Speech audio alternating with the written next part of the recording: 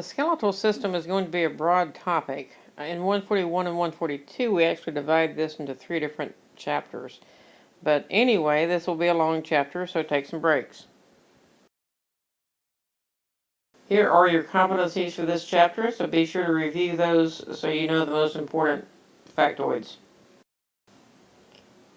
If I were to ask you about the skeletal system, you're going to think about bones, but it includes more than that, including ligaments and cartilage and a few other types of connective tissue we'll talk about.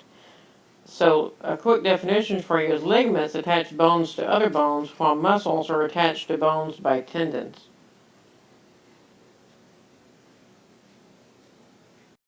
Remember from our previous discussions that bone is a supportive connective tissue, it's a dense supportive connective tissue.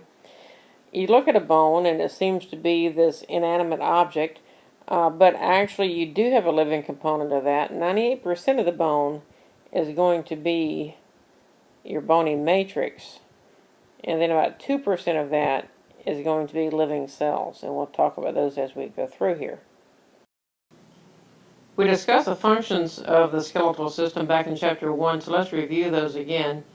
Hemopoiesis, sometimes referred to as hematopoiesis, is formation of blood cells. This happens in the red bone marrow of the long bones. Fat stored in the yellow bone marrow of the long bones, and mineral storage is a vital function of the skeletal system. Your muscular system and nervous system could not function with adequate amounts of calcium. Now, there's some days that you don't have any calcium in your diet. So if you only had the intake from your diet, we'd be in serious trouble. So what happens is you can think of your skeletal system as sort of being the banking reserve system for calcium and phosphorus.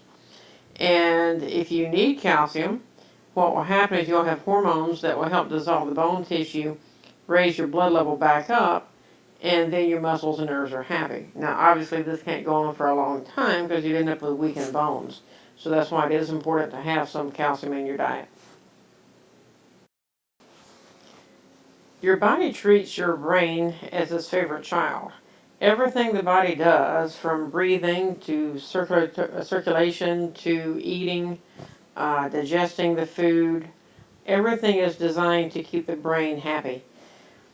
So it's no coincidence that the body has built the most secure vault around the brain. So the cranial vault. The skull is actually composed of 2 different types of bone. It's composed of 2 layers of compact bone with spongy bone in the middle. And it helps really protect against the concussion that it would otherwise cause damage. Also, the skeletal system interacts with the muscular system to provide movement. So without your skeletal system, the only thing you could do is sit there and quiver if your muscles were working.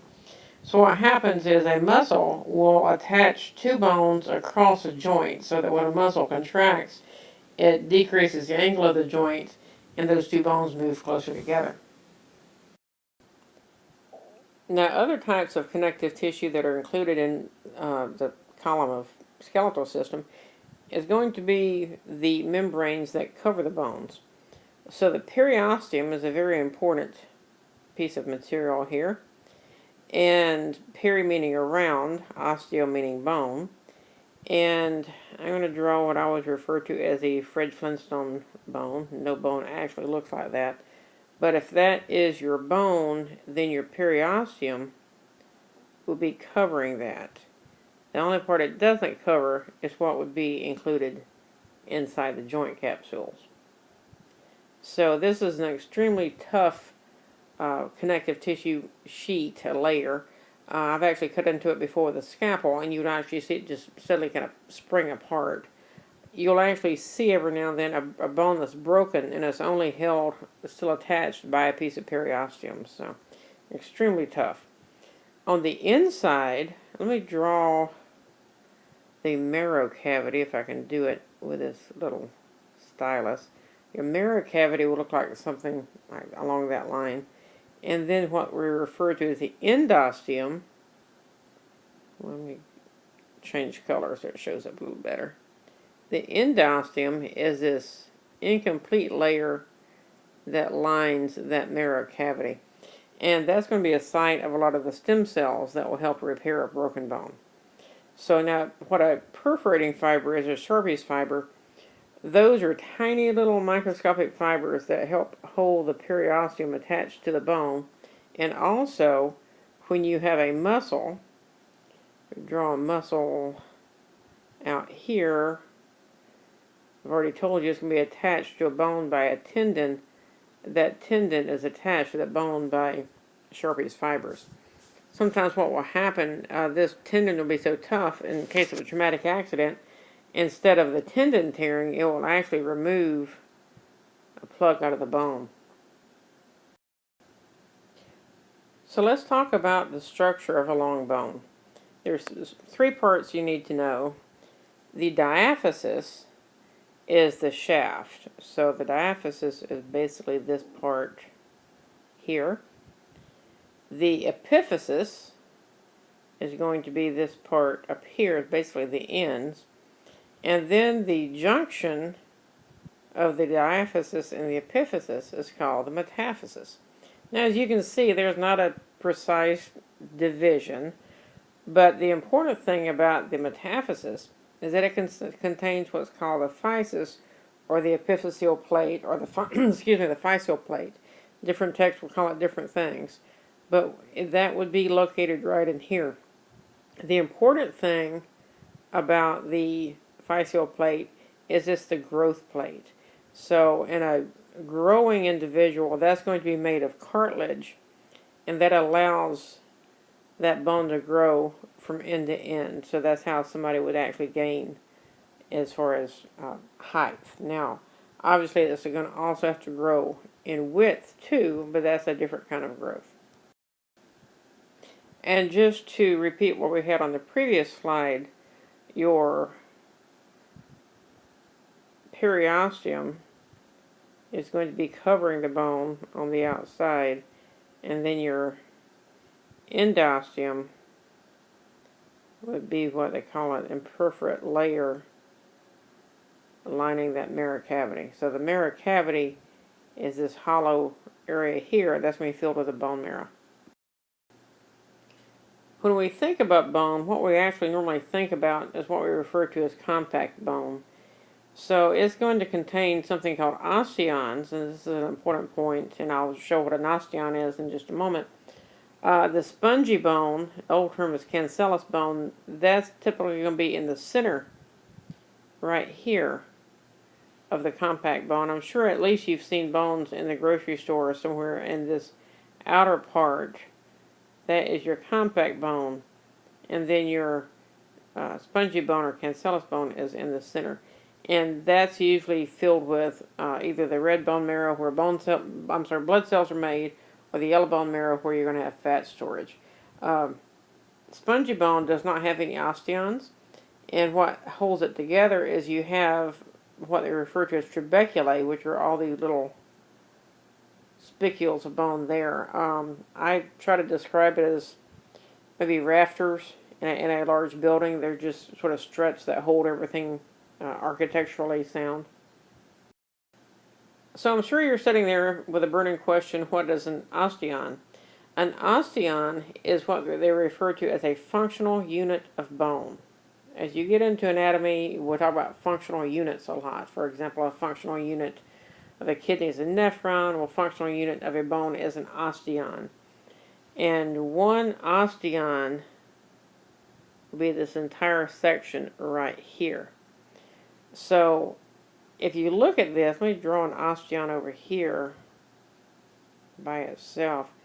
You're going to have layers referred to as lamella. That's what lamella means. It means layers.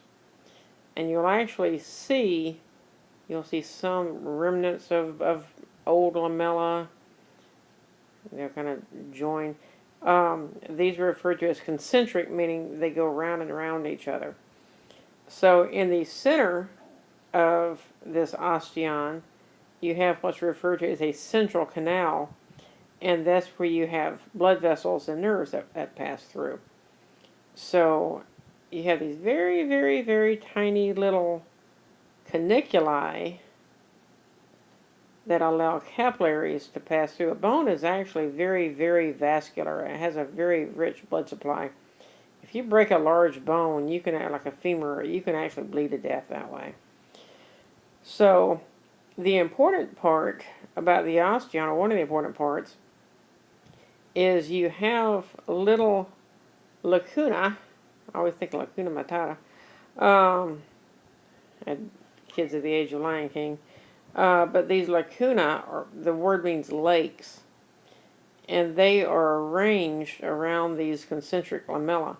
And the important thing about the lacuna is they contain, I didn't switch my color here, they contain osteocytes. And osteocytes are bone cells.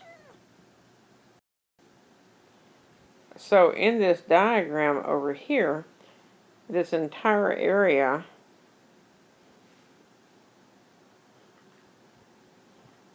inside that is going to be your osteon.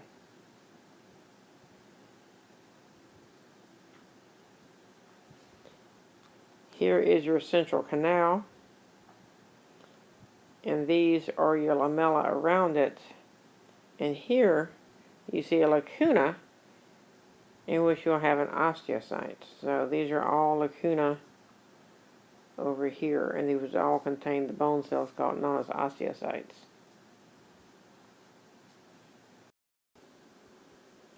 So here are the bone cell types you need to know, and I've already given you the first one, an osteocyte. Again, osteo meaning bone, and then cyte meaning cell. That is a mature bone cell located in the lacuna, and these cells have the job of maintaining that bony matrix. Now, an immature bone cell is referred to as an osteoblast. Anytime you see the term blast, it means an immature cell. In this case, immature bone cell. So these actually will grow into osteocytes when they've secreted enough bony matrix that they're totally surrounded. An osteoprogenitor cell, that is a stem cell, and you'll find these located in the endosteum. And when you have a broken bone, these will migrate out to the site of injury and help repair that. Now, osteoclasts are something different. These are large cells that are kin to phagocytes, and these are really large. In fact, I think on the next slide I may have a couple of photographs there. But they have the ability to dissolve bones. So when you need calcium in your bloodstream, what's going to happen is the hormone, parathormone or parathyroid hormone, is going to activate the osteoclast, and they will dissolve the bone tissue and release calcium ions into the bloodstream. So here's a slide from the OpenStax textbook, and they use the term osteogenic. That's what I referred to earlier as the osteoprogenitor cell. And here's your osteoclast. You see it's a very large multinucleate cell. Your bones are always changing. We think of a skeleton as being a static, constant thing. But even though it's to a tiny, tiny, tiny degree, when you go to bed tonight, your skeleton will be just a little bit different than it was this morning. And that changing, that constant changing, is referred to as bony remodeling. So any given time, you've got osteoclasts that are breaking down bone, and you've got osteoclasts that are building bone. When you are growing, when you're a young person, you're getting taller, and you're growing in width of the bone, you've actually got more osteoblast activity than you do osteoclast activity.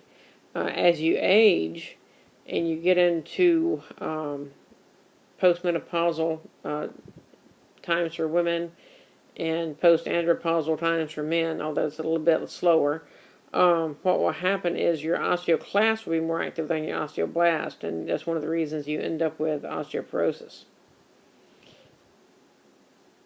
So one of the things that they do to tell you to avoid osteoporosis is to exercise. When you stress a bone by any sort of weight-bearing exercise, be it weightlifting or even walking, it puts a little bit of stress on that bone. And that stress generates a piezoelectric field and actually increases the amount of calcium that's deposited there in the matrix. So again, that's one of the first things they will tell somebody that's suffering from osteopenia or osteoporosis is weight-bearing exercise. Swimming is a great exercise, but it's not weight-bearing, and so it's not going to do anything for bone loss.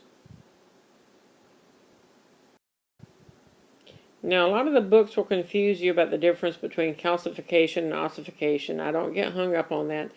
Ossification is simply a type of calcification. Calcification is the deposition of calcium in tissues. That's it. It can happen, for example, in an injury such as a bruise. If it's bad enough, you can actually get some calcium being deposited there. One of the telltale signs of breast cancer on a mammogram is deposition of calcium in the tumor. And so that's what they're actually looking for, is particulate matter showing up on the mammogram to help diagnose breast cancer. So ossification in particular is going to be deposition of calcium into bone tissue. So there's two types, endochondral and intramembranous. So to make this very simple, endochondral ossification is how most of your long bones are formed, and what happens is you've got a hyaline cartilage model, and that hyaline cartilage is going to be replaced with bone tissue. So the other type is intramembranous, sometimes is referred to as dermal ossification. It's not as common. You'll see this in flat bones, such as some of the bones of the skull, and the sesamoid bones, which I'll define that later. But sesamoid bones, think of as you have some in your wrist, you also have some in your toes, and also your kneecap is a large sesamoid bone. I've mentioned fracture healing a couple of times, but let's talk a little bit more about it. When you first break a bone, what's going to happen is you're going to hemorrhage, and it's going to form a hematoma. A hematoma is simply a collection of blood enclosed in a space. And that periosteum is going to be so tough that it's going to hold that blood inside. And that's referred to as the fracture hematoma. And this helps a clot to form, and it's going to bring cells that will help begin the healing process. You're going to have the osteoprogenitor cells that come in from the endosteum, and they're going to help bridge this with healing. So after a period of time, you start forming what they refer to as the bony callus, and you'll have one on the inside and on the outside. And it's an enlargement where you've got extra bone tissue laid down, and that's the body simply trying to strengthen that bone. They say, well, you broke it one time, so we're going to make it stronger, so we're going to add more bone tissue to see if you break it a second time. So now with time, that's going to smooth out. But quite often there will always be an enlargement or a defect on that bone. That's one of the ways that you can look at an x-ray, or sometimes if it's, for example, a tibia, something like that, you can actually palpate it. But you will actually see evidence of an old fracture years later. I want you to be familiar with the types of fractures. And I've put in red here the ones that might take a little bit more definition here. The term comminuted. Comminuted means you've got fragments. So instead of being just two pieces of bone broken apart from each other, you've had little small crushed pieces. So that is shown right there. An open fracture is what they used to refer to as being a compound fracture. Every now and then you'll still see that used. That simply means that it's coming through the skin. These are really nasty because if you have the smallest amount of any sort of sand, dirt, or infection inside a healing bone, it will not continue to heal. I've seen cases where there might be just some sort of foreign matter, and you end up with a wound that heals and then breaks back open and drains every year, and I've seen it go on for years. Transverse fracture, that would be an example right here. It's pretty self-explanatory, just like it sounds. It goes straight across the bone. and then a spiral, again, pretty self-explanatory.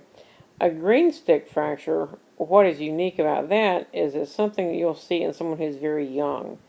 I'm sure at some point, if you've tried to break a branch off a living tree, you'll see that it doesn't pop or snap like it would if it were dead. It kind of bends down, and then it starts to splinter on the outside of the curve before it actually finally breaks. And so you'll see those a lot again in a young person. Epiphyseal fracture, it simply means that it's going through the epiphysis. This is pretty serious. There's not there's not one on here on this diagram. But that's a pretty serious fracture in a young person because it can affect the growth rate. You've damaged that growth plate, and you can end up having to have several surgeries to try to get it to grow a little bit straighter. Anytime cartilage is damaged, it calcifies. So let's say you've got an arm. Ooh, that's ugly. Let me try that again. I'm not the best artist in the best of circumstances, but give me a stylus and it's really bad. So anyway, you've got an arm, and if you've got the epiphysis right here, and this person breaks through the epiphysis, and this turns to bone on one side, what's going to happen? Let's say that this side was a broken side, and so that's closed as far as a growth plate. This side will continue to grow, and this side will not. So you'll end up with this hand growing in that direction if it's not corrected. So then finally, a compression fracture. You'll see that in falling injuries, people jumping out of a window, that sort of thing, just like it would sound. You'll see them in vertebra. You'll see them in leg bones. And then finally, a displaced fracture simply means, just like it would sound, this would be an example of what a displaced fracture might look like. The two pieces are not meeting. So here are your definitions written out. Let's switch gears just a bit and talk about bone markings. And bone markings can be one of two things. It can be a projection, something that sticks out, or a depression, something that sinks in. Now there are a lot more than this, but these are the big ones that I've chosen. You should be able to pick these out on a diagram. If you're in a face-to-face class, you'll need to be able to pick this out on a sample, on a model in the laboratory. But we're going to go through these one by one, so don't worry about trying to write this down right now. One of the things, just a little FYI type thing, and you can see it doesn't work very often, but there's supposed to be a rule of thumb that if it starts with a T, it's going to be something that sticks out. It's going to be a projection, whereas if it starts with an F, it's going to be a depression, but obviously it doesn't always work. So first off, a condyle is simply going to be the rounded projection. You'll find these on several bones. The end of the femur is an example here. In fact, here's a diagram of the knee on the other side. An epicondyle, epi means above, so if this is your condyle, then your epicondyle will simply be the projection that's above. One of the things you need to think about is these projections are made because you've got ligaments and tendons that attach to them. So that's actually what shapes these bones, is what's attached to them. Heads are easy. They simply have a head on a narrow neck, just like it would sound. Again, there's the head of a femur on the proximal end of the femur. And then a facet. A facet, just like you might think, means face. And so you'll have these little facets. You have an inferior one and a superior one between these vertebral bones. So you have facets where the ribs meet the vertebral bones also. So here's your examples again of the head of the femur. So what you're looking at is that right there being the head of your femur. And then over here you have the head of the humerus. Another definition for you is a crest, and it's simply a very narrow ridge of bone where you're going to find an attachment to a membranous type sheet. In this situation, what you have, this is a radius, and here's an ulna. And as you know, these are in your forearm, and they sit very close together. And between these two is a sheet of tissue that joins them, referred to as interosseous membrane. So there's our crest. A line's going to look identical to that, except maybe just a little bit smaller. And now we've already had the term epicondyle, and on this femur right here, you'll see here's your epicondyle right there above the condyles. The word ramus simply means arm, and on this mandible here, these are the rami, so that you can see from this front side. Now when you look at it from a side view, it would look more like this. So if you had your teeth down here, boy, I'm not an artist, but your ramus would actually be this part up here. Here are three T words: the tubercle, tuberosity, and trochanter. A tubercle, you'll find this is the end of the humerus in your upper arm, and those little projections right there are referred to as your tubercles.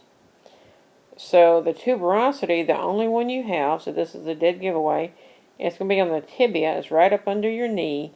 There's your tibial tuberosity. So when you start identifying bones, if you look at this bone and you see this big tuberosity, then you can say, oh, that's a tibia. Dead giveaway. Now the only place that you have a trochanter is going to be on the femur. And you've got two. And here is the greater trochanter, and here is the lesser trochanter. So again, unique to the femur.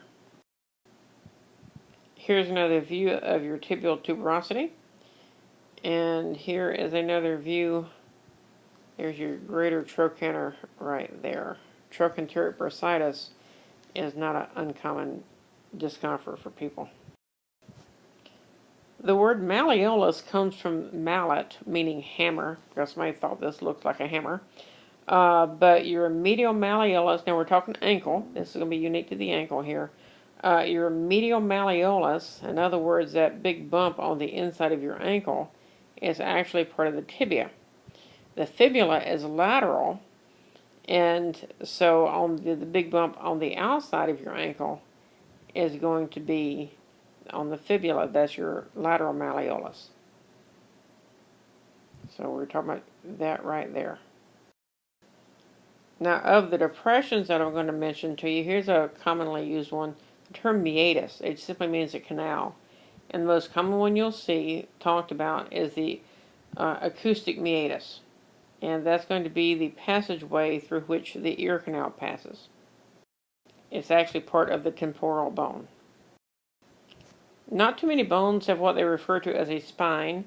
One of them is the vertebra, the vertebral bone. There is a dorsal spinous process. And then the scapula, this is your shoulder blade.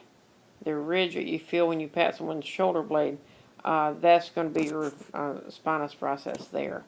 So when you actually start learning your muscles, you'll see that the muscle that fits up here is the supraspinatus, and the muscle that fits down here is the infraspinatus. That's where it gets the names.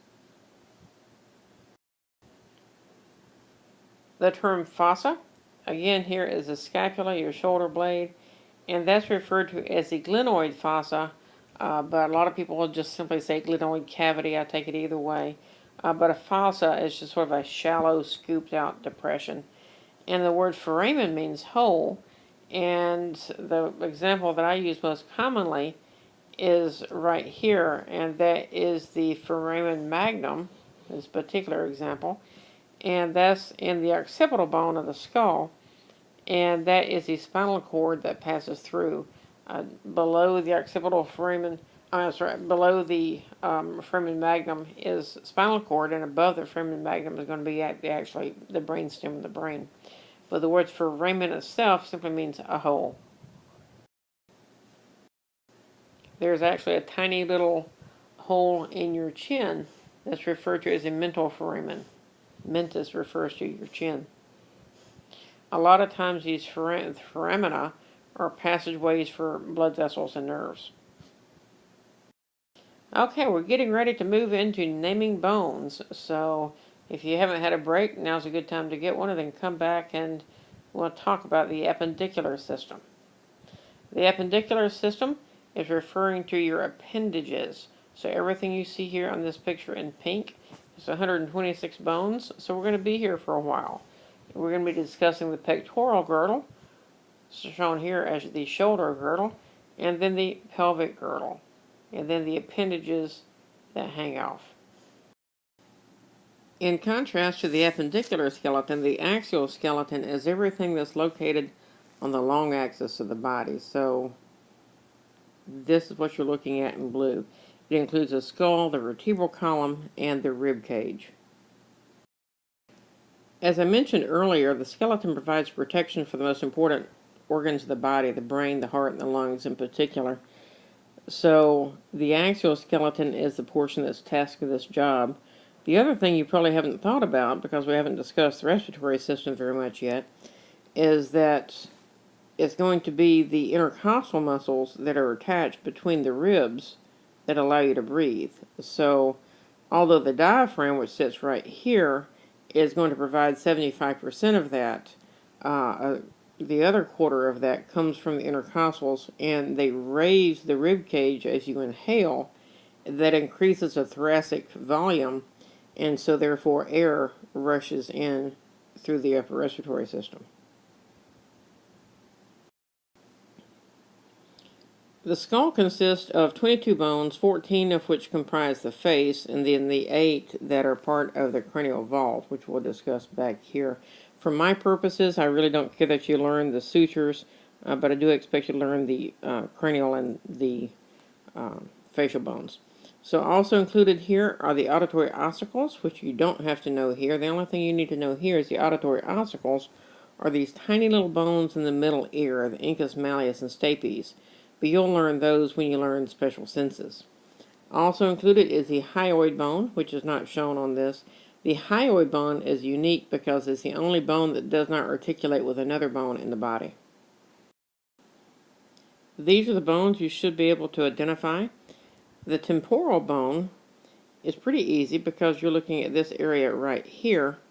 The temporal bone happens to have a lot of the little accoutrements of the external acoustic meatus, the mastoid process, the styloid process. The temporal bone is interesting as far as the origin of the name. Temper refers to time, and where most people normally get gray hair the quickest is going to be in the temple region, and so hence the name temporal bone. So the parietal bone is this one right here, and as you can see, it makes up the sides of the skull. The frontal bone is pretty easy. And then the occipital bone back here is a pretty strong bone. You'll see the bone here being a little bit thicker, but down here you'll have the foramen magnum. So the occipital bone actually articulates with C1. The maxilla is going to be everything you see here. The upper jaw, it actually extends up here, and it has a portion of the lower orbital socket. The mandible is right here, and there you see the ramus of the mandible that we discussed earlier. And then the sphenoid bone is a little bit difficult to see from the orbit side in this angle, but you can see the sphenoid bone from this view. Now, when we look at it from the front, you'll also see a different angle of the sphenoid bone. Please note here the ethmoid bone, here in red, and it's not named on here, but this little bone right there is the lacrimal bone. So the arrangement in the socket is lacrimal bone, ethmoid bone, and then sphenoid bone. But again, the sphenoid bone, you could actually put your fingers around and touch it from both angles. This includes more of the facial bones. The green is your zygomatic bone, so this is your cheekbone. As you can see, it actually does form part of the orbit of the eye. Here is your nasal bone. Again, you see the maxilla. It goes as people think of your maxillary bone as your upper jaw. It does include more of the face than what you realize. And when you look from the bottom side, the maxilla is a lot of the bone that makes up the hard palate. You got a little ridge of the palatine bone right behind it. So, again, here in purple is going to be your temporal bone. There you see the styloid process. Here is a mastoid process. There's your acoustic meatus. Frontal bone, parietal bone, occipital bone, mandible, maxilla. Here it does show the lacrimal bone if you follow this down. As my dog rolls over to get comfortable, sorry. The little green there is your lacrimal bone. Right behind it is the ethmoid bone. And you can't see it from this angle, but you can see the sphenoid bone if we rotate this around from the front. By the way, they do have some excellent apps on both Android platforms and Apple platforms. And a lot of them are free, and they'll allow you to actually take a picture of the skeleton and rotate it around so you can see various angles. So the outside part of the sphenoid bone, the greater wing, is this area right here. I'll change color so that shows that. And there's your sphenoid bone. So here is our front view, and again, note your mandible, your maxilla, nasal bone is pretty easy up here, the frontal bone. You can see the temporal bones from the side. You can see a little bit of the parietal bones from the side. I need to find a color that's going to work here. Let's try blue. And you'll see a little bit of the lacrimal bones right there in the corner. Then right behind the lacrimal bone, you'll see a piece of the ethmoid bone. They've got it shown a little bit small here. And then this is what I was talking about as far as being able to see more of the sphenoid bone. Again, if you were to take your fingers, you see a bit of the sphenoid bone right there. You could actually take your fingers and reach around and touch both ends of the sphenoid bone at one time. And so again, this piece right here is the zygomatic bone. Again, here's just a little bit prettier picture. You don't need to worry about, at this point, learning sutures or any of the fissures that you might see on here. It's a little bit more detailed than what you need to know. But again, you've got the frontal bone, you've got the zygomatic bone, you've got the maxillary bone, you've got the mandible down here, you've got your zygomatic bone over here, you've got your nasal bone. You can see a little bit of the parietal bone. You can see some of the temporal bone right there. Let's see, there's your lacrimal bone if you follow that over. Then you've got the ethmoid bone in purple right behind it. And then you've got the sphenoid bone being this larger piece there. You can see a little bit of the sphenoid bone right over here. So the sphenoid bone is there and there. The other thing you can see from here I didn't mention earlier, these are the contral bones, and we'll talk about their purpose in just a moment. Here is your vomer bone.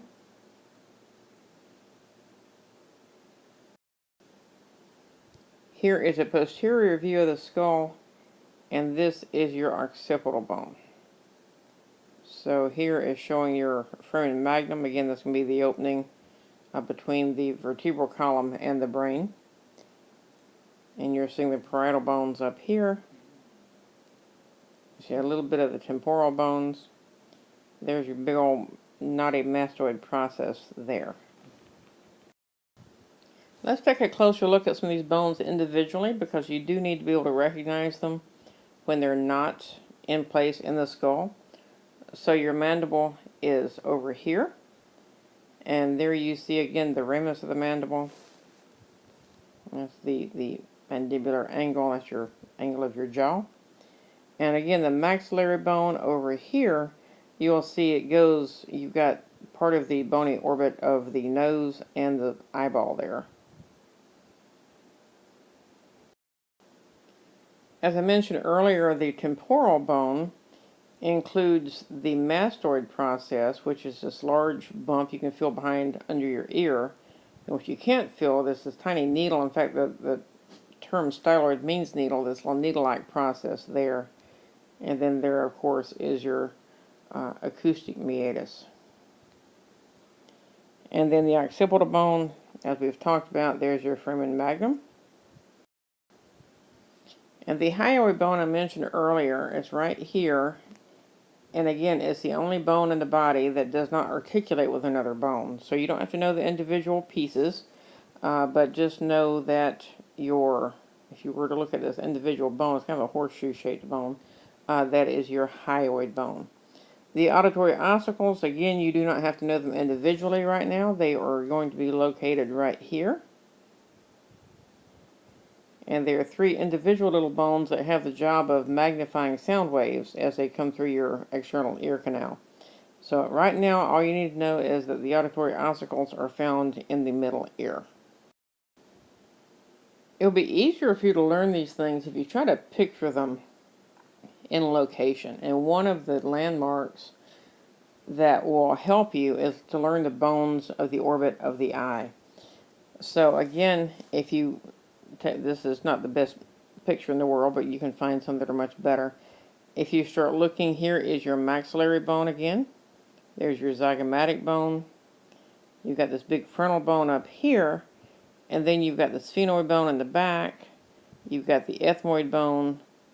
You've got the lacrimal bone. So it's not that hard to learn, but again, it helps you place them. The lacrimal bone is always going to be in the very corner.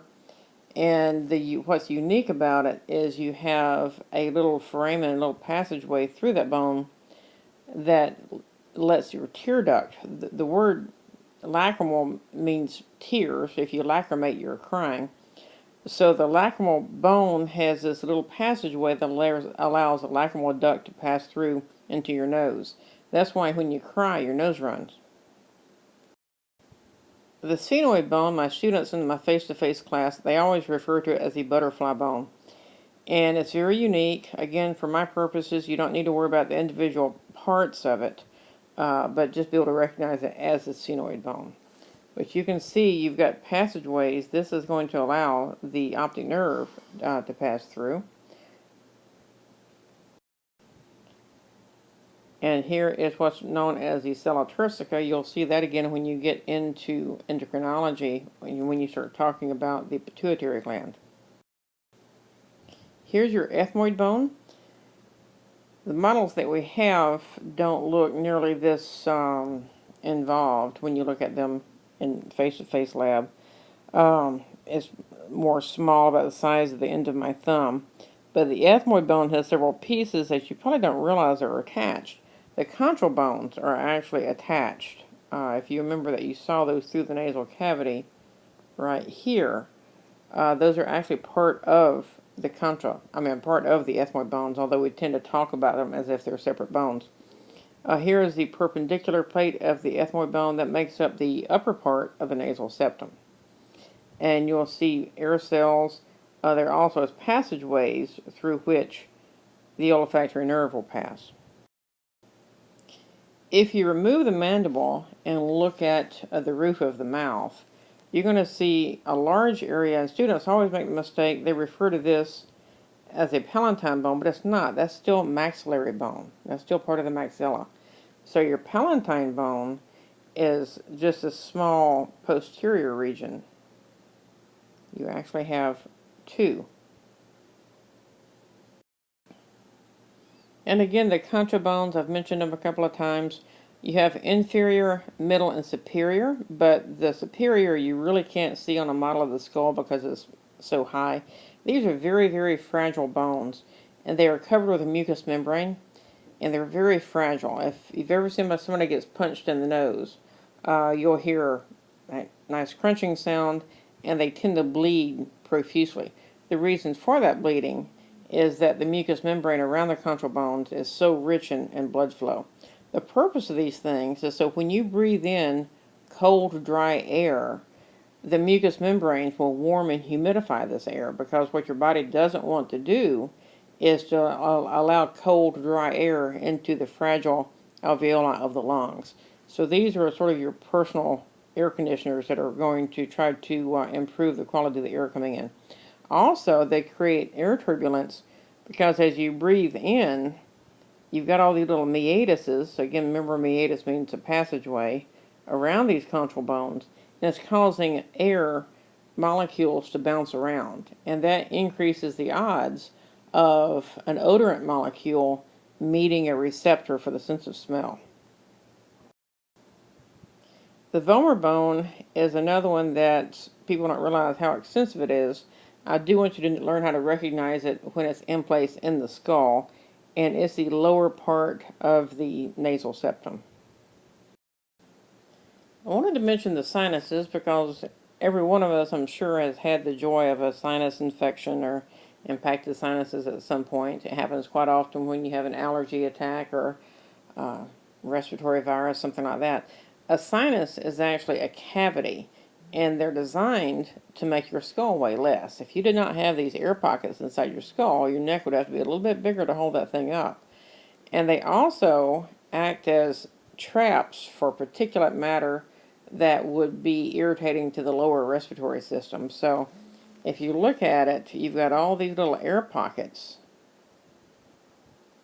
that are aligned with the mucous membranes, and they're there to let pollen and, again, particulates, whatever you're inhaling, dust, anything like that, be trapped by the mucus in the mucous membranes, because you don't want those going down to the trachea into the lower respiratory system. Fortunately for us, they also give us a little bit of resonance to our voice. I'm sure you've heard people talk when they've got a nasty sinus infection. They tend to talk more like a very nasal Donald Duck. The sutures of the skull are actually joints. Make sure you know that they start out as fontanelles, which are actually spaces between the plates of the skull and a forming fetus. They don't close fully until around the age of 2.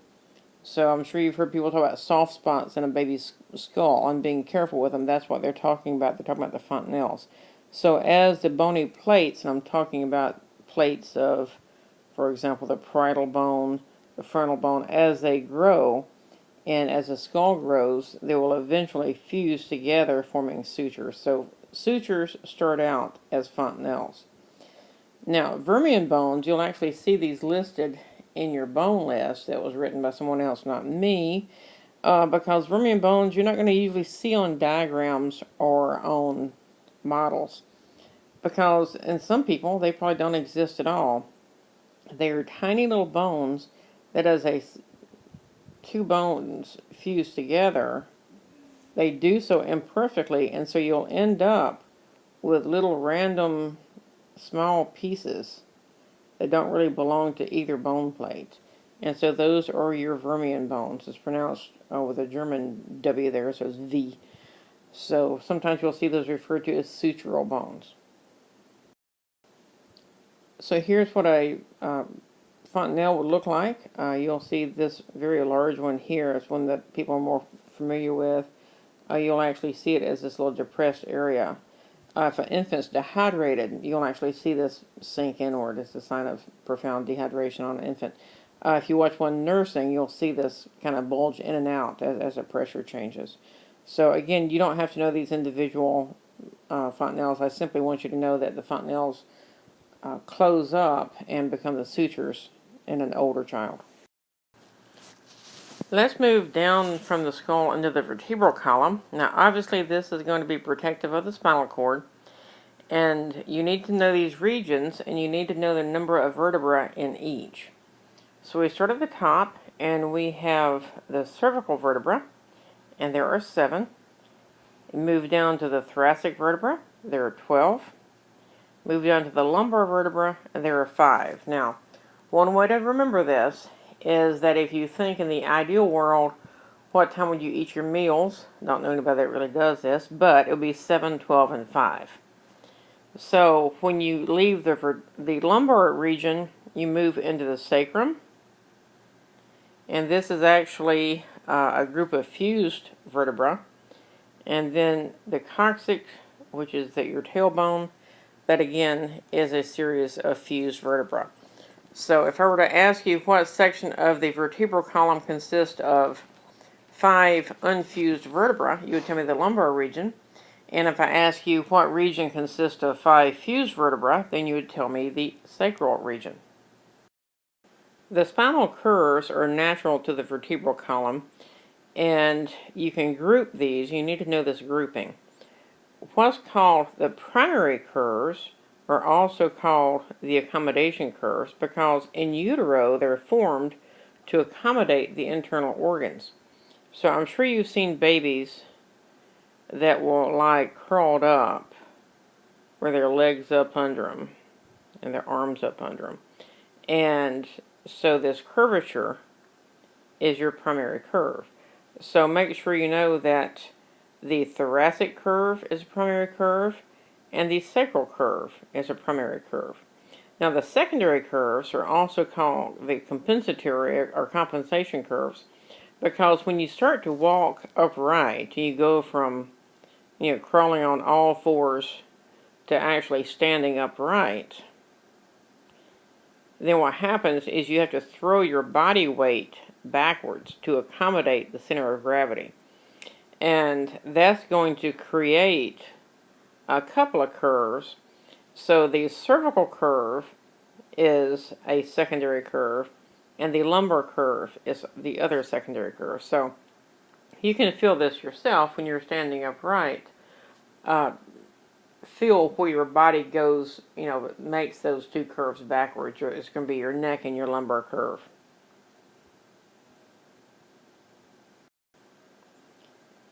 Now I'm going to talk a little bit more in depth about the parts of a vertebra because every one of us is going to deal with back issues at some point in your life.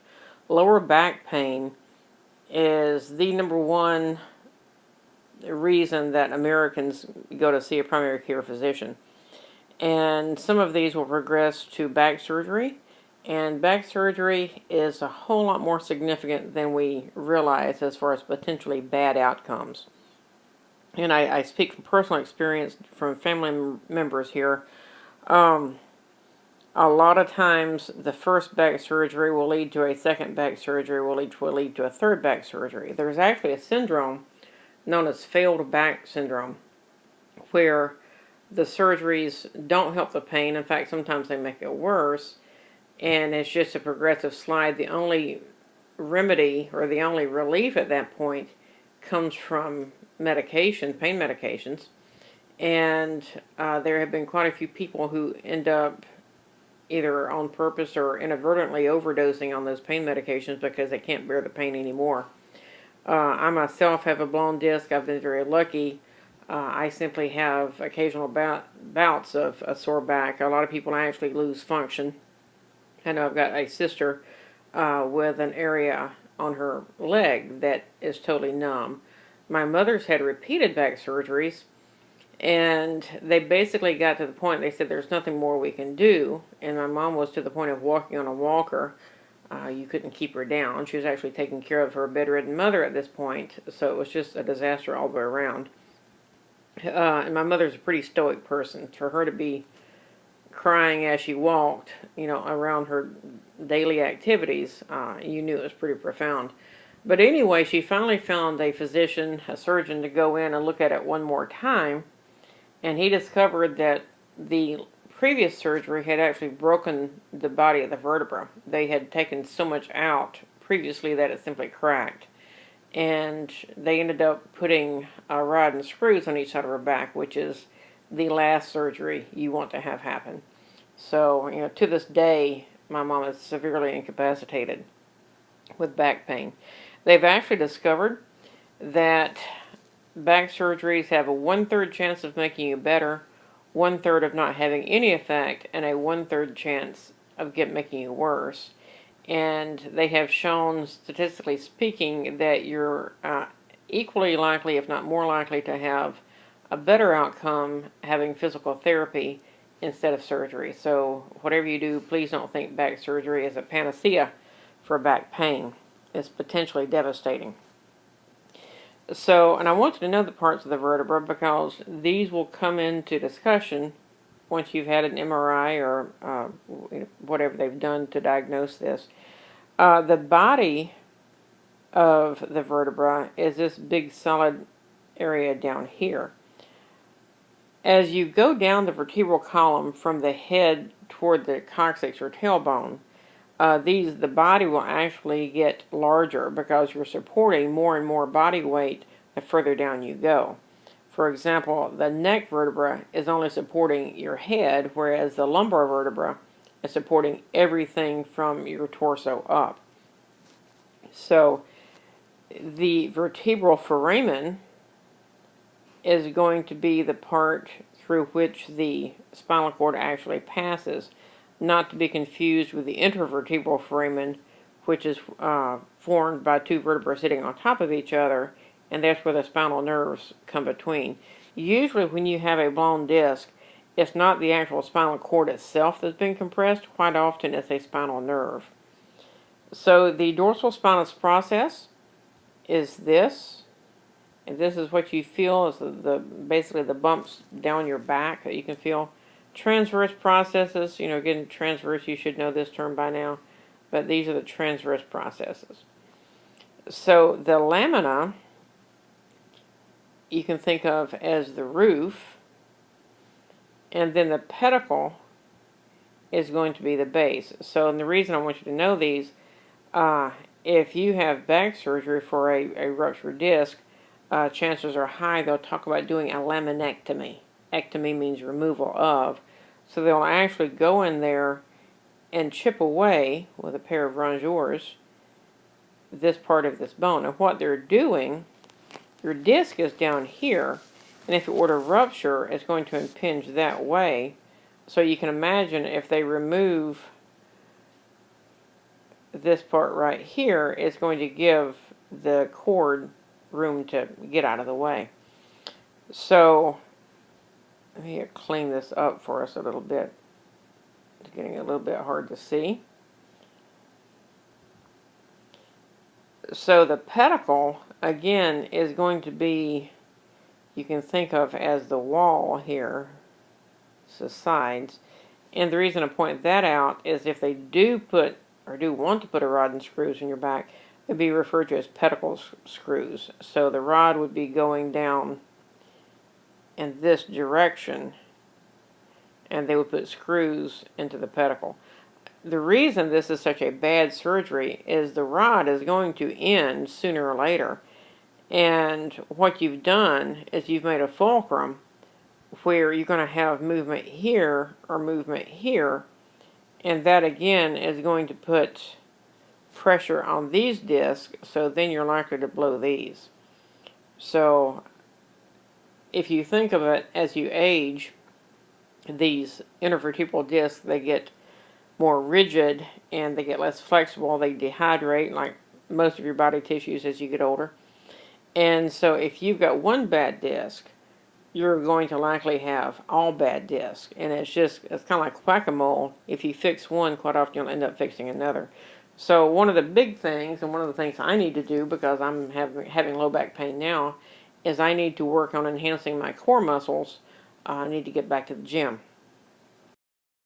So when you disassemble your vertebral column, you'll see the intervertebral disc is composed of two separate parts. The annulus fibrosus is the outer ring, and it's very hard, very tough and fibrous. In fact, the name says it all. Annulus for round, fibrosus for hard or tough. And then the center is the nucleus pulposus, and again the name is very descriptive. Nucleus for the center, pulposus for being soft. I always say think of a gusher. So you can have a bulging disc or protruding disc, or you can actually have an extruded or ruptured disc. And in that case, you're going to have the contents that will actually be spilled through an opening in the nucleus pulposus. So again, remember that your vertebral foramen is up here and the spinal cord will be coming this way. So if your rupture were to instead of being in that direction, if it were to come into this direction, then you really got some issues. And if it's just a mild compression of the cord, you'll simply get some numbness.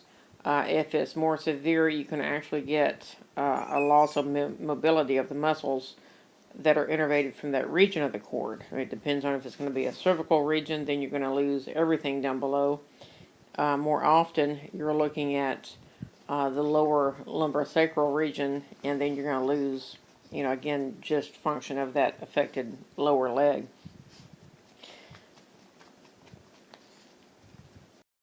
And the longer an injury like that goes uncorrected, the more likely it is that it's not going to be fixable. So you'll see here on this image, the extruded disc right there, that is a herniated disc. So a few particular things you need to know about the vertebral column. C1 and C2 are very unique, and they have some different names.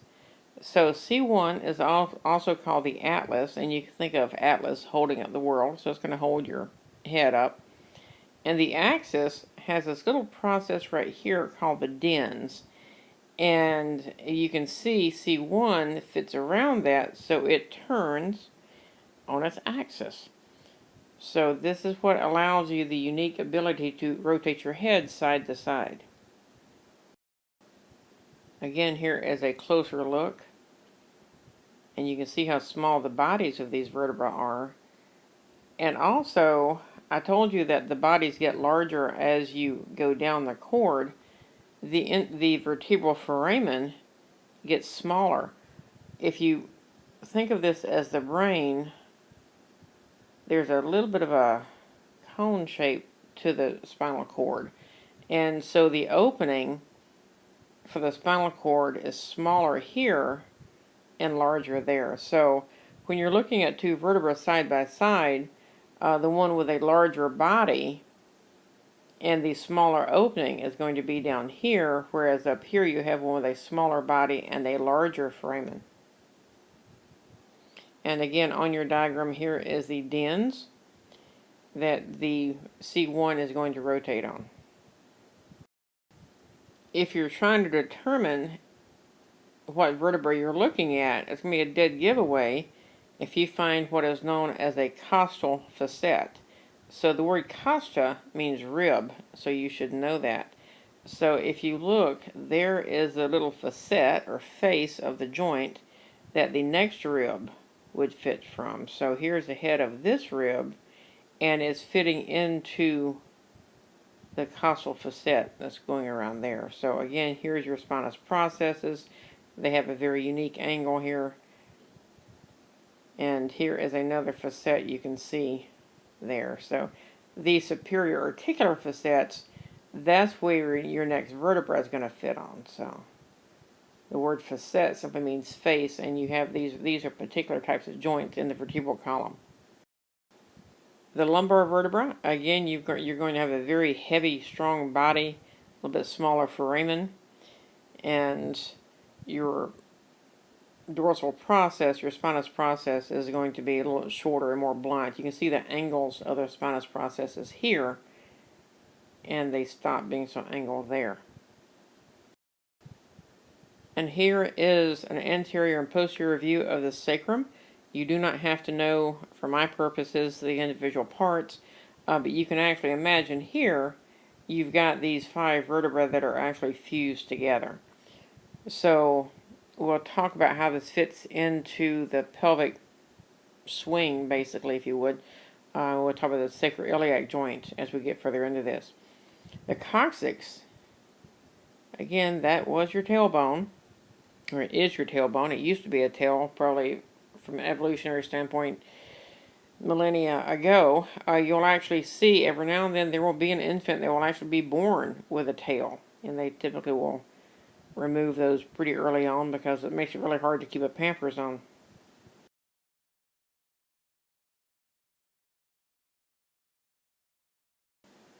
I mentioned the normal curves earlier, the accommodation curves and the compensation curves. Now we have some abnormal curves. And these are very, very common. In fact, my son deals with scoliosis. Scoliosis is an abnormal curve in a lateral direction. And sometimes you'll actually have it kind of a rotated direction also. Uh, Girls tend to have it more thoracic, whereas guys tend to have it more lumbar.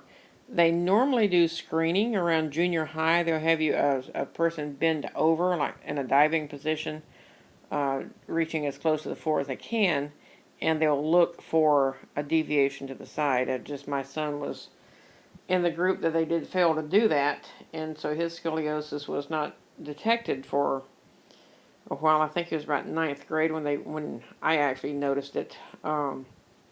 He ended up wearing a brace 23 hours a day for about 3 years. And it didn't fix the curvature, but it kept it from getting worse until he got out of that growth spurt. So kyphosis is going to be a dorsal deviation, the humpback appearance, and then lordosis is a ventral deviation. You'll see this sometimes in young gymnasts, also with pregnant women, because the weight of the abdomen is now pulling the cord that way. That's one of the reasons that pregnant women have a lot of back pain. So scoliosis is lateral, kyphosis is dorsal, and then lordosis is a ventral deviation. So looking at the rib cage, there are only two types of bones involved here. You've got the sternum. Go down a little bit lower, include the xiphoid, and what we refer to as the rib cage.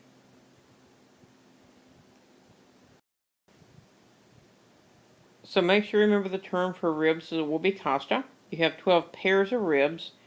Rib pairs 1 through 7 are known as true ribs, meaning that they connect directly to the sternum. Their cartilage does.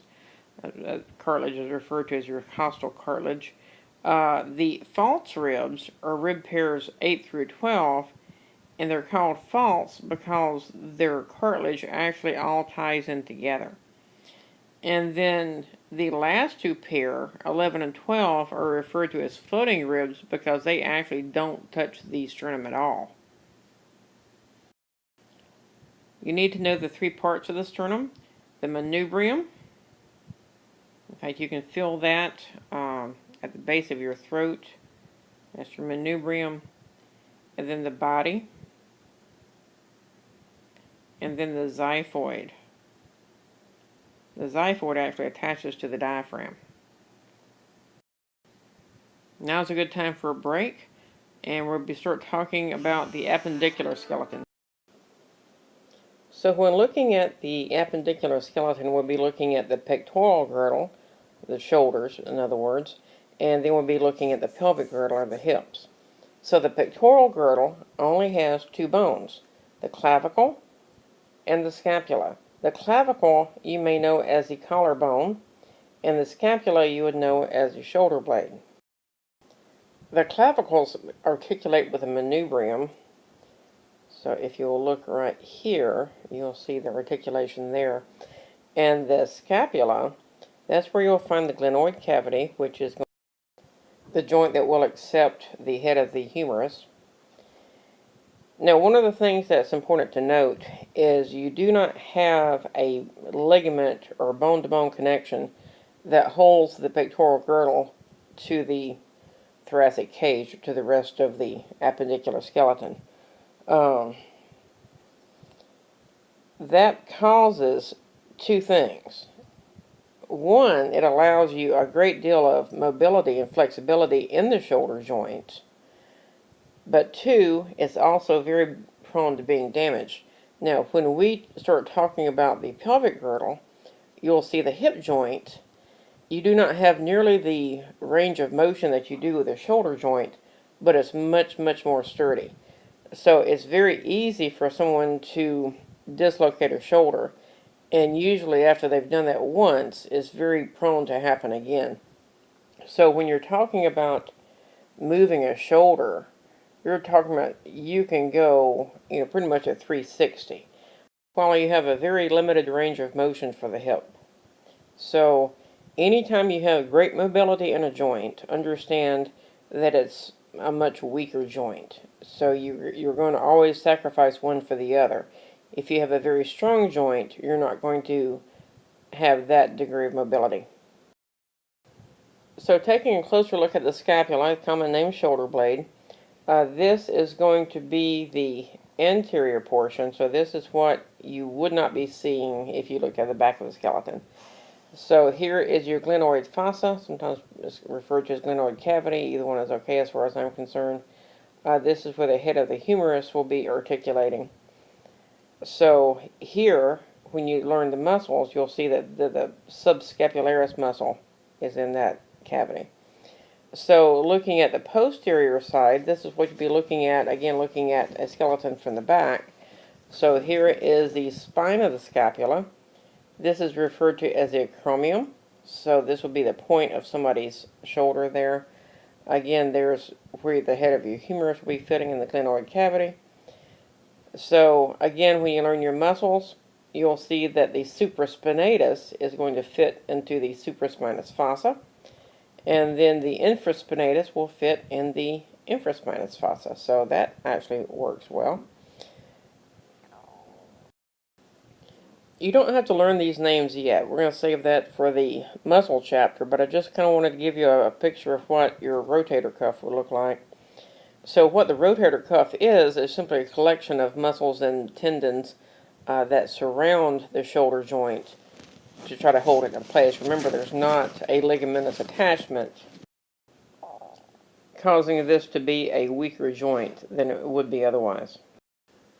So moving from the shoulder, we're going down to the upper arm, and the only bone there is going to be the humerus.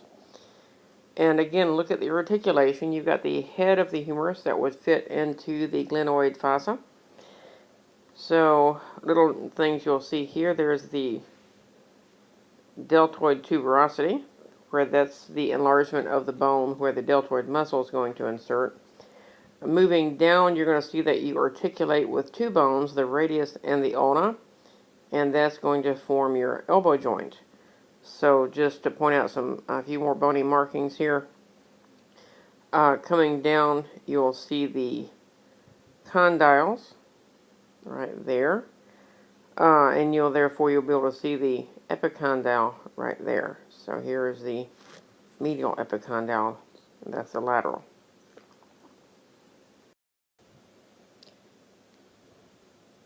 I wanted to show you this. Again, here is your humerus up here. Here is your ulna. Here is your radius. The largest articulation by far of the elbow is going to be between the humerus and the ulna. So make sure you understand that.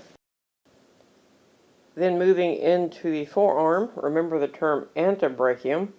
Brachium refers to the upper arm. Ante means after that, so the antebrachium is the forearm.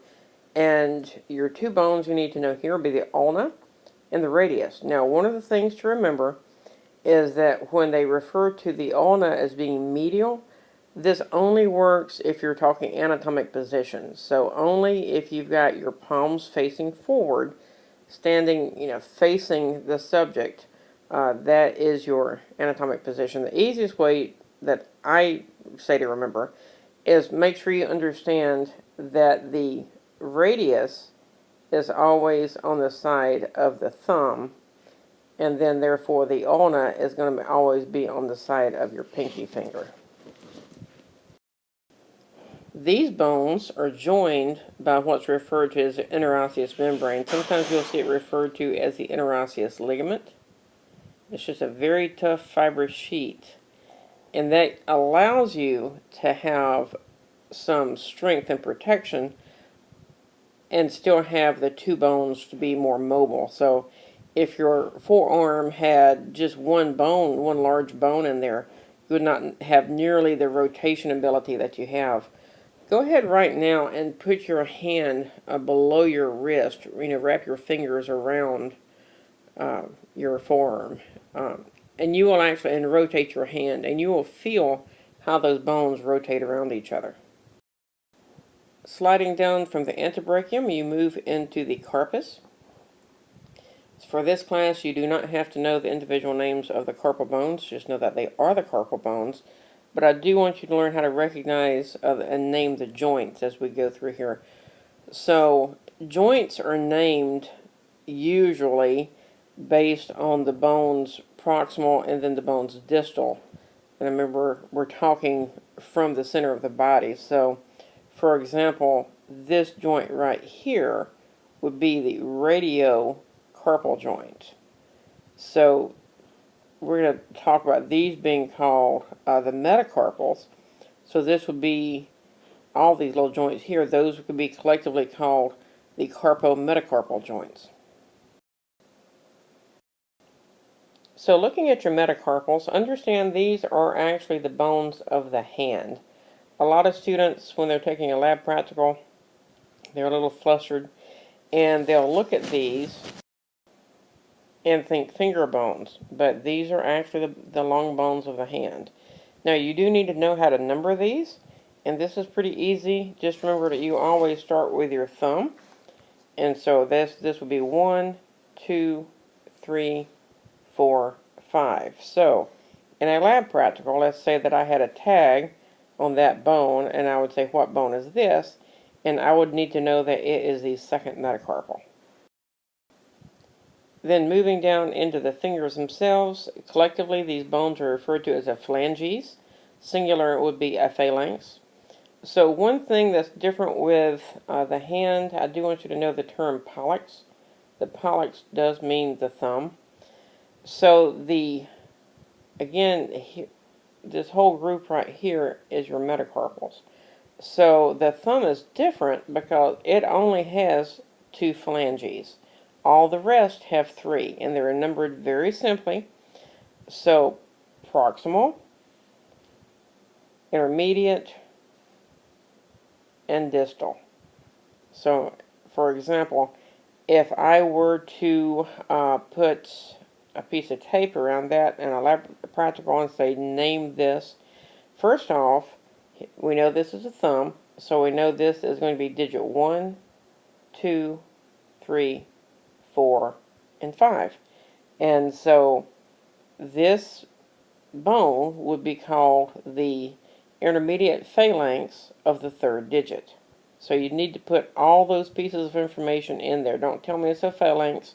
Don't tell me it's the intermediate phalanx. I need to know it's the intermediate phalanx of the 3rd digit.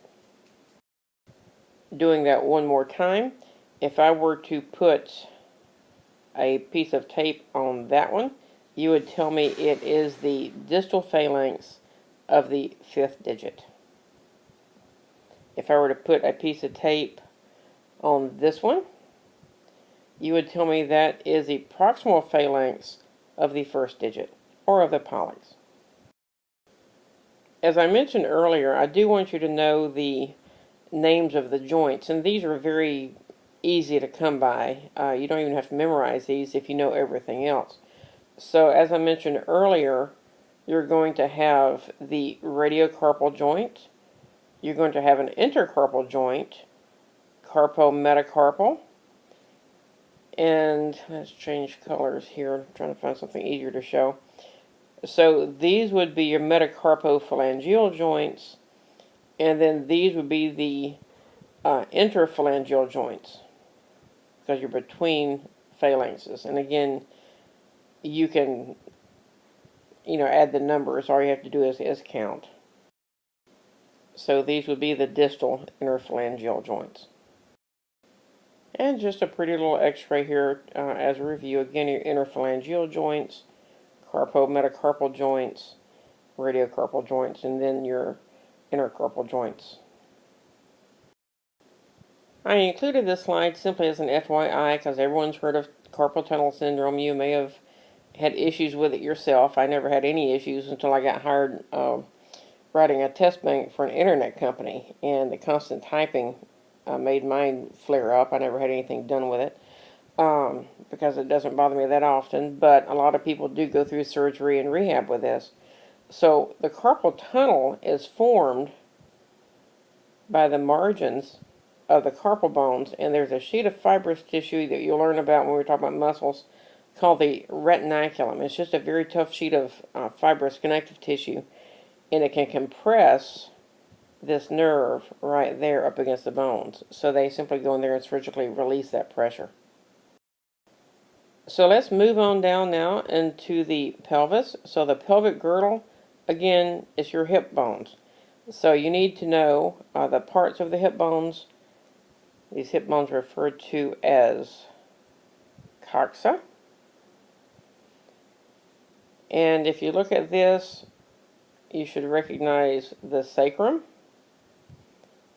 So this part of the hip bone is referred to as the ilia.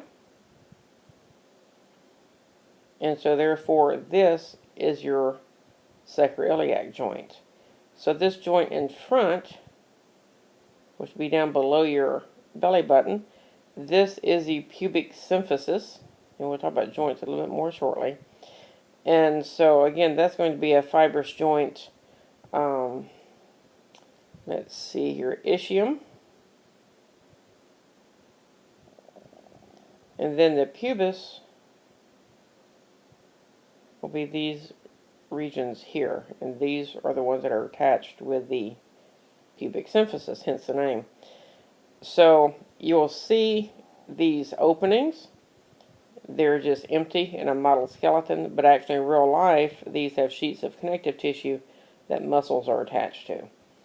And then also, you'll be needing to know the names of these joints. These are referred to as the acetabula, singular acetabulum, and those are going to be where the head of the femur fits right there. We'll go through all those parts again, so if you didn't get that the first time, don't worry, we're going to do it again in a couple of slides. As a reminder, you actually have a ligamentous attachment here, but then you have this really deep cup around the head of the femur. And so this is much more of a strong attachment with less mobility than what we saw in the shoulder.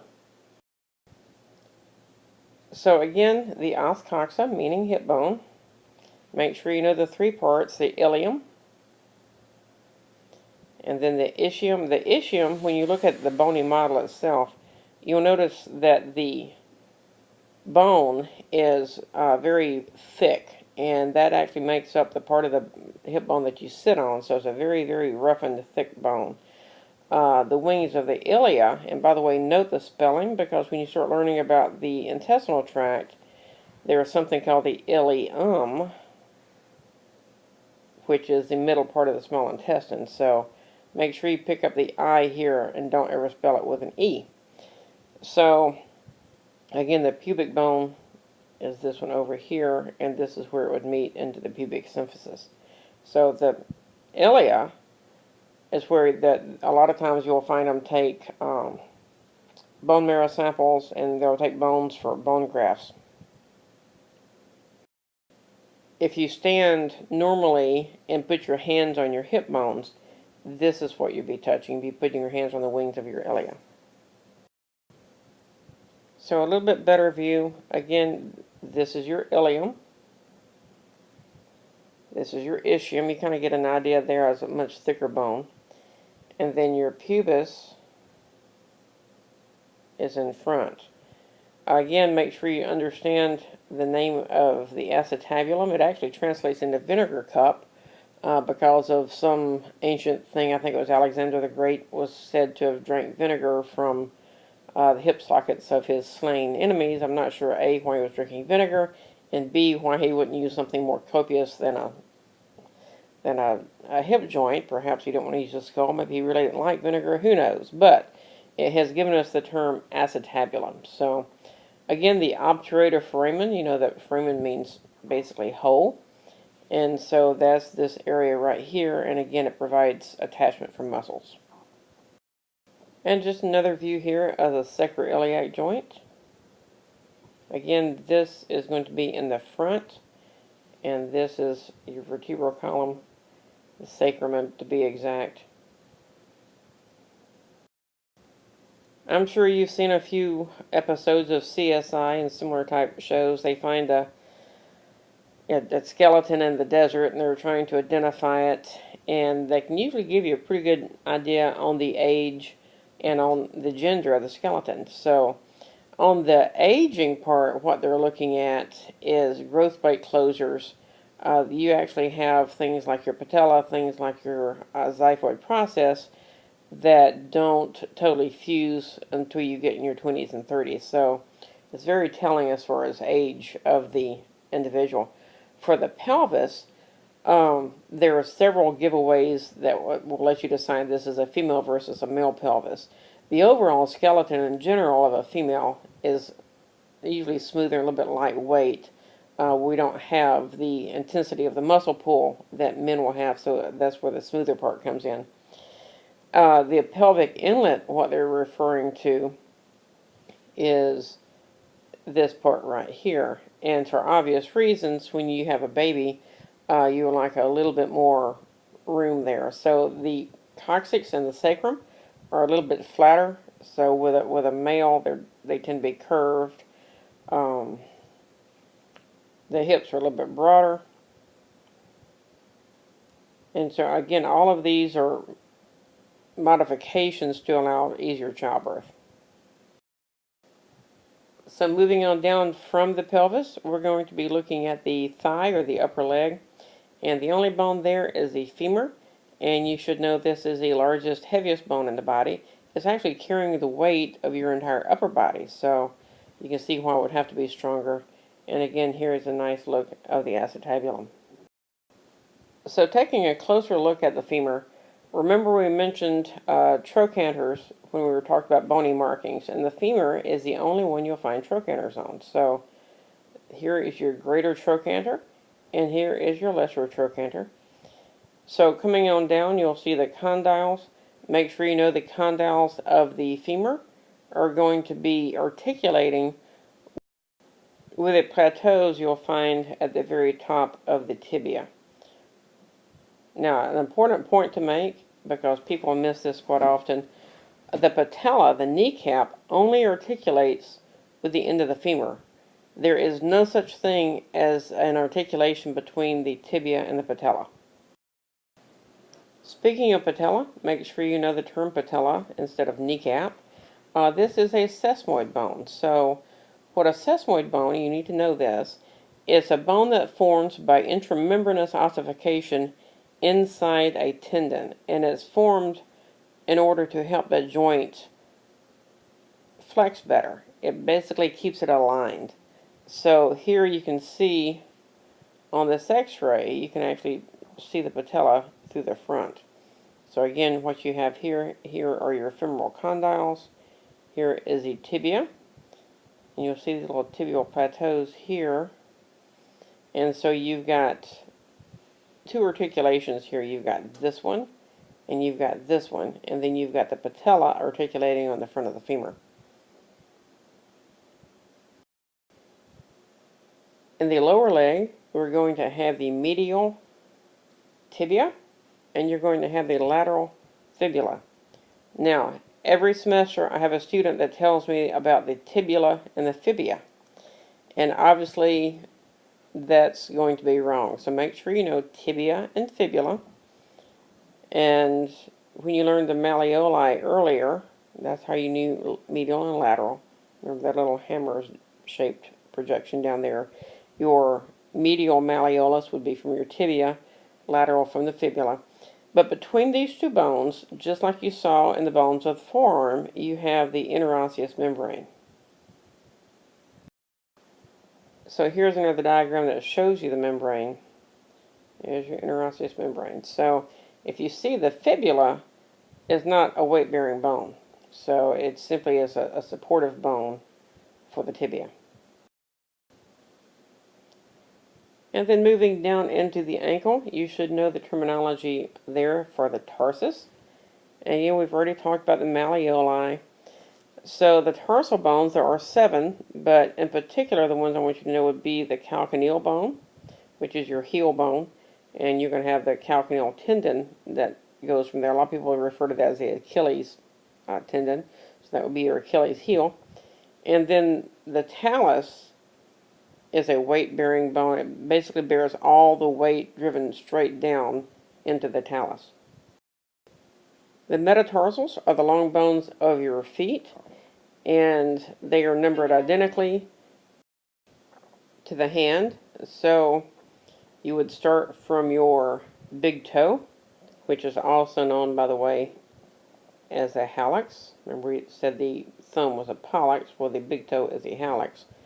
So we go 1, 2, 3, 4, 5 with the digits.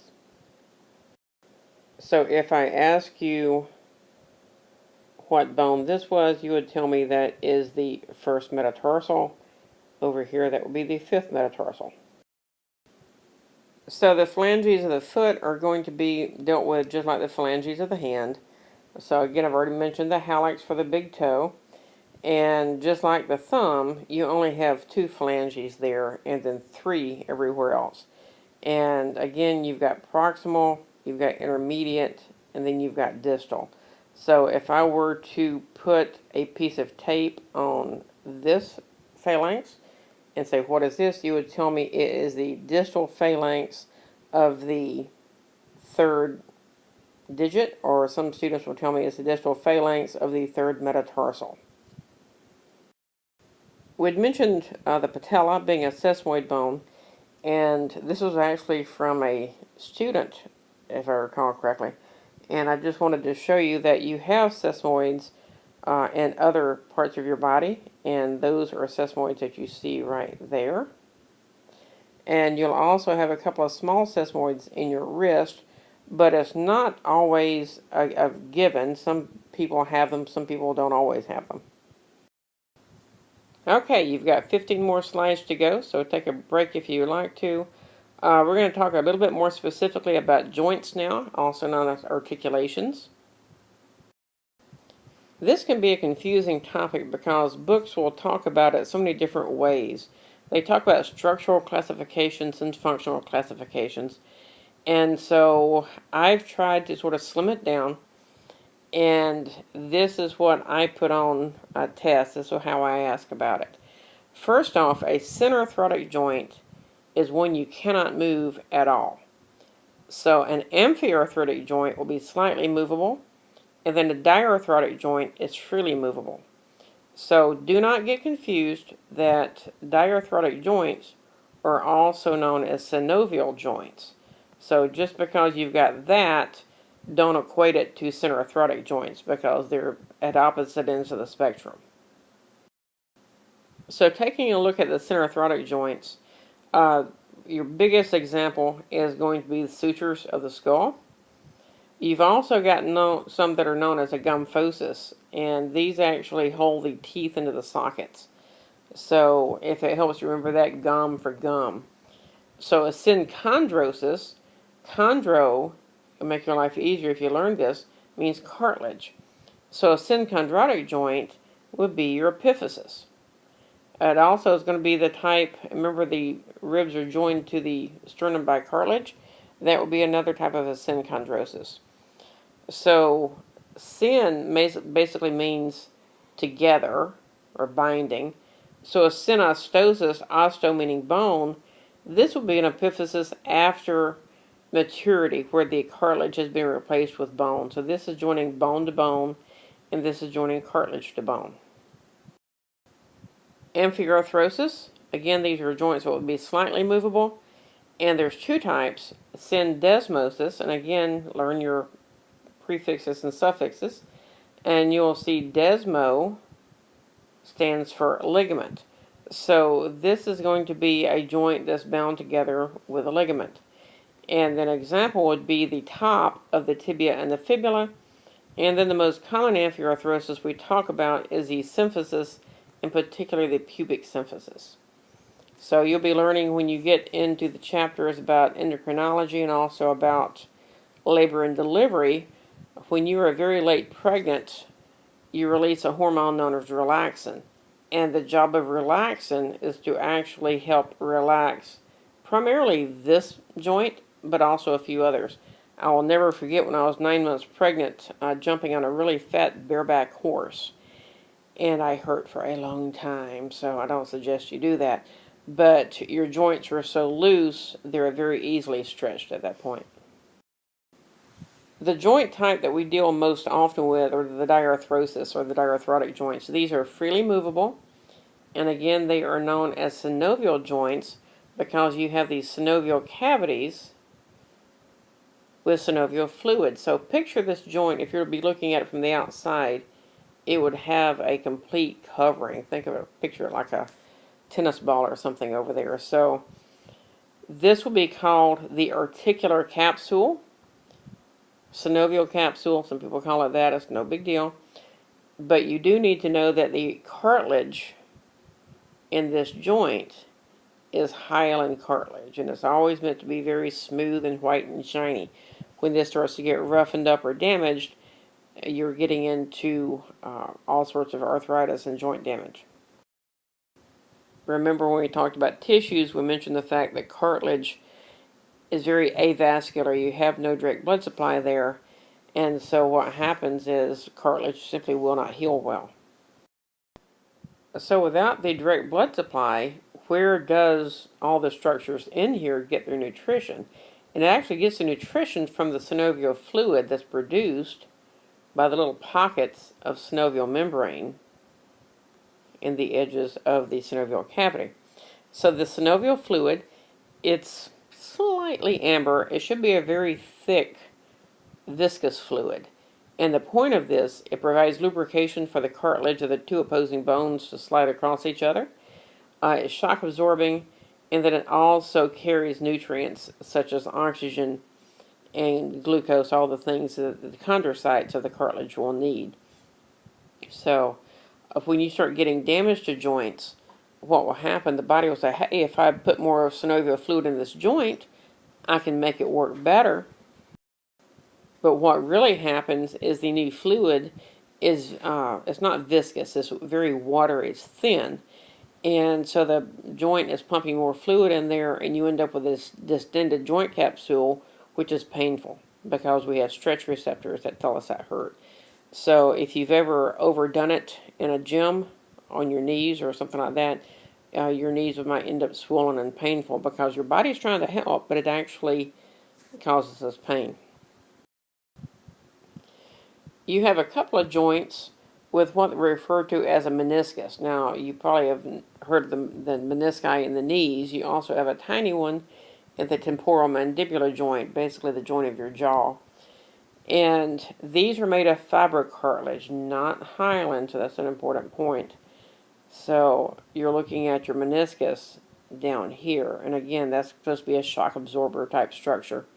You also have your fat pads of the knee, and that's to help provide protection. You've got ligaments and tendons going around the joint that try to help stabilize these joints. And also, I want you to know the definition of the word bursa. A bursa is simply a pocket of synovial fluid that will extend, trying to provide more cushion. You'll find bursa across the trochanters of the femur, and sometimes you'll hear people refer to trochanteric bursitis being painful. I have some videos online if you want to look at a knee joint in action. It will probably help you understand how this works. You can also go to YouTube and do a search for motion of the knee, and I think it will help you visualize how this works. So just to point out, there is your patella, and you can see how it's inside this tendon, and it's going to slide up and down, and it kind of keeps everything on track. If you did not have that patella sliding in the groove between the condyles, what will happen is that knee could actually, the tendon rather, could actually slip over to one side. And that will happen in people who have very shallow grooves here. This is a point we made before, but I'm going to make it again because I think it's important to understand. Here you have somebody with a luxated shoulder joint, side joint. Again, mobile joints are not going to be nearly as strong as the immobile joints. You can't have it both ways. One of the ways that joints are classified is in how they move. And joints that are referred to as gliding joints, an example would be the articulation between the articular facets of the vertebra. So a symphysial joint, remember we talked about the pubic symphysis, this is another symphysis. You'll find this joint right here is between the body of the vertebra and the disc. So the vertebral joints are very complicated, and the reason for this is it gives you a lot of really unique motion. If you think about it, your backbone is always our weakest point, really. It takes a tremendous amount of stress and wear and tear. You can flex or bend forward, you can extend it or bend backwards, you can do a lateral side-to-side flexion, and then you can also rotate.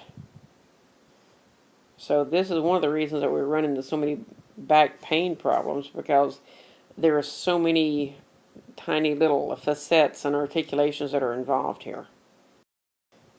Again, when you start classifying joints on structure, ball and socket joint, some examples would be the hip joint or the femoroacetabular joint, and also an example would be the shoulder, which would be the glenohumeral joint. Again, here is the glenoid fossa of the scapula, and then here is the head of the femur, and you can see why they refer to that as a ball and socket joint. So some examples of ball and socket joints: shoulder, glenohumeral joint, and hip, femoroacetabular joint. Ball and socket joints give you typically good stability and a fairly wide range of motion. Another structural classification would be that of a hinge joint. In a hinge joint, you do not have that range of motion that you would have in a ball and socket joint. If you hold your arm up above the elbow, you'll see that you can only move your antebrachium, your forearm, up and down. You can't move it side to side. The side-to-side motion actually comes from your shoulder and your wrist. So the elbow is a hinge joint, the knee is another. So sticking to the elbow joint for a second, though, looking at the name of that, the largest articulation there is going to be the humero-ulnar joint. The humeroradial joint is actually relatively small. As I mentioned before, the knee is a hinge joint, but it has a whole lot of accessory structures that are involved. Do know your articulations here. You've got two articulations between the condyles of the femur and the plateaus of the tibia, so you've got two there. You've got one articulation of the patella, and that is going to be your femoropatellar joint. You have a medial and lateral meniscus, and these structures again provide some shock absorption. They also, they're the structure that locks your knees. And I'm sure you've heard about people tearing their meniscus in their knees. They often also tear their cruciates. So I've got a slide that's going to show you the different cruciates. Again, what's happening here, or different ligaments rather. But all of these various ligaments are going to help try to stabilize this knee joint. Here are your ligaments, and or at least some of them. The collateral ligaments, they're called collateral simply because you have them on each side. And I was taught to say lateral collateral, medial collateral. You'll see some references that refer to tibial collateral and fibular collateral. So here is your diagram of your meniscus right there. And here you see a little bit of the cruciate ligaments, one in front of the other. They're called cruciates because they cross. So here is your patella tendon coming down across that. That's going to help stabilize that. And again, you see the sesamoid bone, how it's in there, and it's going to really stabilize that entire joint. What you don't see here is a popliteal ligament because that's going to be behind. I like this diagram because what it does, it did a sort of a cutaway in through the patella, so it allows you to see through, and there you can actually see the crossing of those cruciates. So usually when somebody has a football injury to a knee, it will tear the anterior cruciate. So what will happen, if you look at this is from the lateral side right here, and you can imagine a blow from this direction is going to rupture this ligament and also will quite often tear that meniscus. I actually knew someone one time who tore their cruciate meniscus being hit by a riptide. I'd never heard of riptide being that strong. It's a little bit freaky, but I guess it was just the right position at the right moment. Repair of those type of injuries are quite extensive surgeries, quite extensive rehab. You'll see people in the full length braces after this sort of procedure. And then finally, a few definitions for you. Anytime you see the suffix itis, you should think inflammation. So you can put that in behind any word: encephalitis, hepatitis, myositis, anything like that, and it simply means that body part is going to be inflamed. Same for joints. Arthro is a prefix for joints. So arthritis is simply inflamed joints. Now, the one that we deal with most often is going to be osteoarthritis, and that is simply aging and wear and tear. Rheumatoid arthritis is actually an autoimmune disease where your immune system attacks your joints. It can be quite devastating. It's the demographic you'll see this most often in will be middle-aged and older women. And then gout is actually a metabolic disease in which uric acid crystals are deposited into the joints, and quite often of the feet and toe joints. It can be very, very painful. This is one of those things that diet is involved in regulating, so people with gout really have to watch things like red meat consumption and alcohol consumption, in particular, for some reason, beer. So this used to be called the working man's arthritis because they tended to be beer drinkers or something like that. And then finally, our last slide in this short little section. This is a little bit of an extreme diagram of osteoarthritis, but I just kind of wanted to show you what you'd be looking at. You're looking at erosions on the cartilage. You're looking at formation of osteophytes, also known as bone spurs. Sometimes these things will chip off. When you're looking at it on an x-ray, one of the things you'll notice is going to be a decreased joint space, maybe an uneven joint space. So hopefully we'll all live long enough to deal with this. There are some degrees of arthritis that will actually start in your 30s. I always describe arthritis as being like an iceberg. We can have it for years before it rises up above the surface of the water to be visible. So regular activity and exercise helps prevent this, helps stabilize the joints, and a stable joint is going to have less irritation in the long term. And also, if you have arthritis, one of the keys is staying mobile, staying active. Once you become inactive, you're going to be bothered a whole lot more with this. It's going to be much more difficult to get going.